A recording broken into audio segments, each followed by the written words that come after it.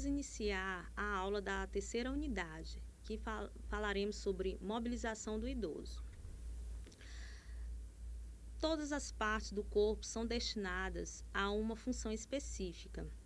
Se usadas com moderação, fazendo regularmente os movimentos para que foram concebidas, tornam-se por estes meios saudáveis, bem desenvolvidas e envelhecem lentamente.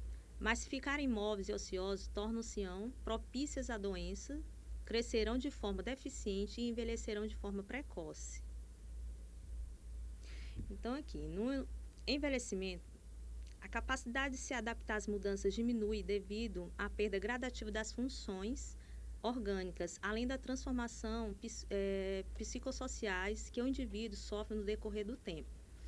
Então, isso faz parte do processo natural do envelhecimento, o que não significa doença, né? É um processo natural da pessoa. Então, esse declínio gradativo da saúde, de modo geral, pode diminuir a capacidade, né, da pessoa idosa de realizar as funções do dia a dia, que pode torná-la dependente de outras pessoas. Atividades simples como se pentear-se, alimentar-se, higienizar-se.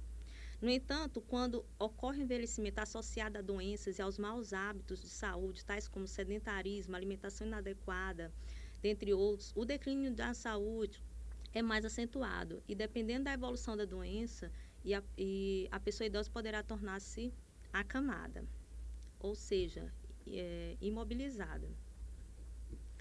Então, a longa permanência no leito leva a uma diminuição dos movimentos, o que implica em uma série de consequências. Diminuição da circulação, o sangue ele circula mais lentamente, consequentemente ele fica mais viscoso e há a tendência de causar trombos, aparecer trombos, né, que pode ocluir, obstruir as veias. As escaras ou úlcera por pressão é outro problema da imobilidade. Uma mesma postura por tempo prolongado comprime a pele sobre proeminências ósseas.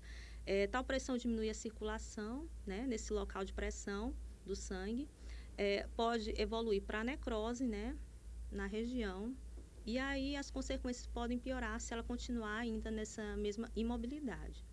As pneumonias é um problema grave. O pulmão ele se expande menos, a pessoa com muito tempo na posição deitada, e a pessoa idosa perde proteção, como a tosse, aumento dos problemas respiratórios é uma consequência disso. Então, a pessoa fica muito tempo imóvel, deitada, ela perde a capacidade, os reflexos naturais, que é a tosse, de expelir as secreções brôncicas. Então, aquelas secreções vai haver o acúmulo, certo? E ela pode evoluir para uma pneumonia. Deformidades. A pessoa idosa, imóvel ou acamada por mais de 2 dias perde em massa muscular o equivalente ao que um adulto jovem perderia em uma semana na mesma condição. Então, membros atrofiados dificultam a mobilidade para a higiene, a transferência da pessoa idosa, além de causar dor. A atividade com exercícios dirigidos para a mobilidade também é muito importante, pois nutre e mantém a amplitude dos movimentos das articulações, evitando deformidades, dor, contraturas, isto é, que os músculos fiquem rígidos, né, e dificultem o movimento normal da parte do corpo que foi afetada. Introduza exercícios na rotina da pessoa idosa, sempre respeitando as suas limitações.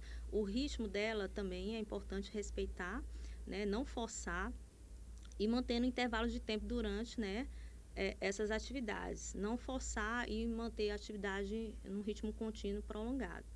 Tendo esses cuidados, você poderá evitar lesões na pessoa idosa.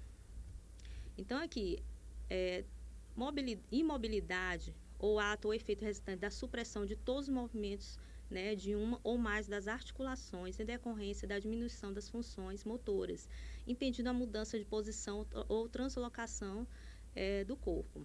As causas podem ser patologias diversas, como doença osteoarticular, cardiorrespiratória, vasculares, né, muscular, neurológica, psíquica, dos pés, medicamentosa, neurosensorial.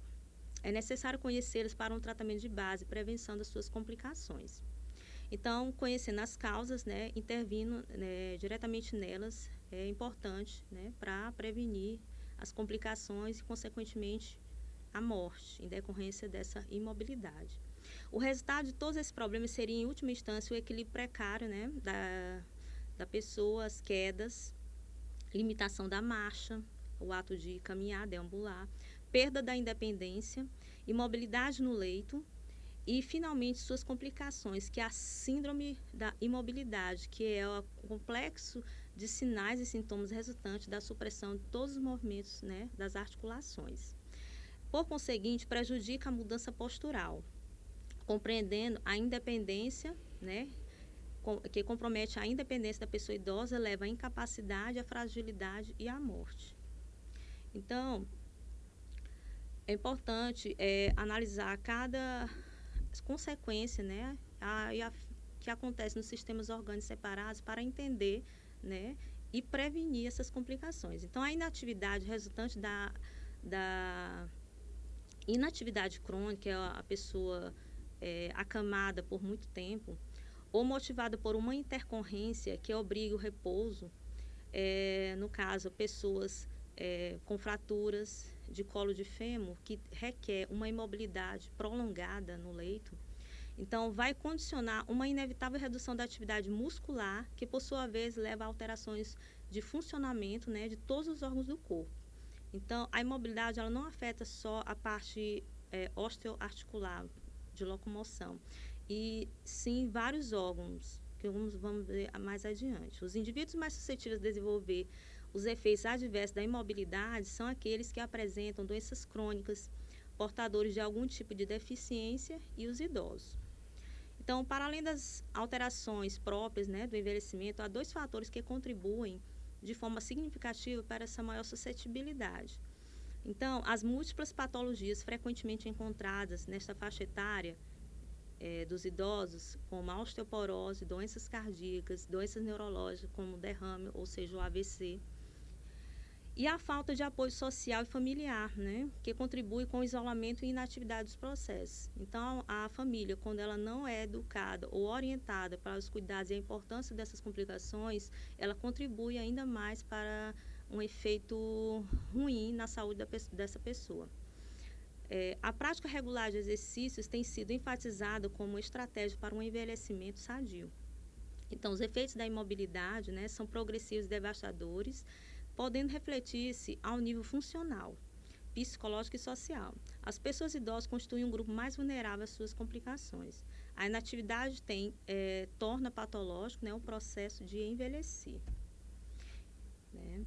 A imobilidade também induz a alterações importantes a nível ósseo, cartilagíneo, né, nas cartilagens, muscular e outros tecidos moles. Os principais problemas a nível musculoesquelético são a atrofia, fraqueza muscular, contraturas e osteoporose. Então, as contraturas podemos explicar, por sua vez, que acontece com o resultado do desequilíbrio de fatores, como normalmente ocorre, né, harmoniosamente. A falta de estiramento muscular, provocada pela inatividade, né, vai alterar a homeostasia entre a formação e reparação do colágeno, que é o principal elemento constituinte do tecido conjuntivo, do ósseo, cartilagem e tecidos moles. Então, quando há uma inatividade, falta de exercícios físicos, né? Então, há uma redução, diminuição, tanto da massa óssea, da massa muscular. Então, a pessoa vai perder peso, né? E se sentir muito fraco. A imobilidade contribui também para uma menor expansibilidade dos tecidos conjuntivos periarticular, sendo a cápsula articular particularmente suscetível aos efeitos adversos da inatividade e desuso, já que a sua nutrição é feita durante o movimento articular e compressão. Então, os músculos mais afetados são os isquiotibiais, né, e os músculos rotatores internos do ombro. Então, na hora de realizar uma atividade, seja passiva ou ativa, nessas pessoas, deve-se conhecer as limitações, né? No caso, a pessoa que está muito tempo acamada, a pessoa não pode iniciar uma atividade intensa nessa pessoa. Então, tem que conhecer, né? As pessoas, os cuidadores têm que ser orientados para isso e evitar lesões graves. Então, a imobilidade contribui para importantes modificações na remodelação óssea, com o acréscimo na perda da massa óssea. A osteopenia, que é a diminuição da massa óssea, né, caracteriza, né, por perda de cálcio nesse tecido, sendo o aumento da reabsorção o responsável primário pela osteoporose da imobilidade. Então, a pessoa que está acamada, imóvel por muito tempo, há uma reabsorção, né, do cálcio dos ossos, né, mais intensa. Então, as alterações principais ocorridas na sequência da imobilidade no sistema cardiovascular são conhecidas como síndrome da adaptação cardiovascular. Então, a frequência cardíaca, ela em repouso aumenta cerca de um batimento por minuto a cada 2 dias. Então, observa-se as pessoas que estão imóveis por muito tempo, que elas têm taquicardia, que é o aumento dos batimentos cardíacos. Então, o fenômeno tromboembolítico, como a trombose venosa profunda, também estão diretamente relacionados com a imobilidade, já que resulta da hiperviscosidade, ou seja, o sangue ele fica mais denso, mais grosso, associada à estase sanguínea, né? Porque como a pessoa está parada, não está se movimentando, o sangue tem uma tendência a fluir lentamente, né? Em algumas partes quase parando a circulação, condicionada pela lentificação dessa circulação sanguínea nos membros inferiores. Então, as partes do corpo com a imobilidade que mais sofrem são as pernas, os membros inferiores, por isso a trombose venosa profunda ocorre nesses locais, mais comumente. A hipotensão postural é outro efeito complicador, né, da imobilidade. Ou seja, a pessoa que está muito tempo na mesma posição, sentada ou deitada, ao levantar-se repentinamente, o sangue que se encontra na parte superior do corpo, ou seja, no tórax, ele rapidamente desce, né, para as partes mais inferiores, ou seja, os membros inferiores. E com isso, há uma queda na pressão arterial, o que leva a pessoa a ter tonturas e provoca até quedas. No sistema respiratório, as consequências iniciais da imobilidade traduzem-se na diminuição dos movimentos torácicos e alteração da perfusão sanguínea nas diferentes regiões dos pulmões. Então, as secreções da mucosa oral aumentam, os cílios da região brônquica, eles diminuem a sua função. Qual é a função dos cílios? Justamente expelir as secreções que é acumulada no sistema respiratório, ou seja, a pessoa tem aquele escarro. Então, a pessoa que está imobilizada, ela já não vai ter mais esse reflexo normal, né? Justificando uma das mais temidas complicações, que é a broncopneumonia, que a broncopneumonia é uma das causas de maior internação de idosos nas UTIs ou nos hospitais. Então, as alterações do aparelho intestinal e urinário são frequentemente, né, são significativas, né, pelo desconforto e alteração, né, na independência da pessoa idosa, e são muitas vezes negligenciados ou minimizados na sua importância. Então, o que acontece? A pessoa idosa, que é comum ela ser anorexa, ela não ter apetite, não querer comer, é um sintoma muito frequente e associado à diminuição da taxa de absorção, né, intestinal. Aí, o que acontece? Ela vai absorver pouca proteína, né, devido à má nutrição ou à falta de nutrição, e uma causa de desnutrição, causando a desnutrição.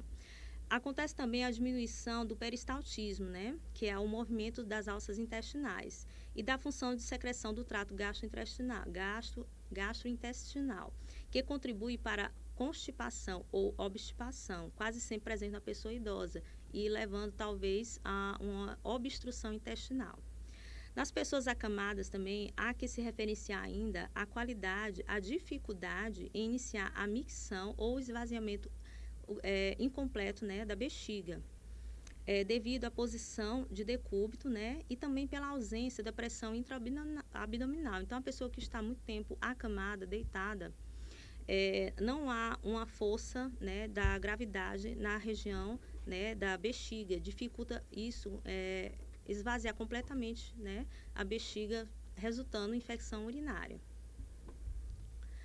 A imobilidade também provoca, além das perdas hídricas, né, alterações no vigor e elasticidade da pele, tornando a pele mais frágil e levando também a lesões. A pessoa que fica muito tempo na mesma posição, sem mudança de decúbito, mudança de posição, as proeminências ósseas, elas vão ficar muito tempo, né, comprimidas. E nessa região há uma diminuição da circulação e, consequentemente, né, necrose.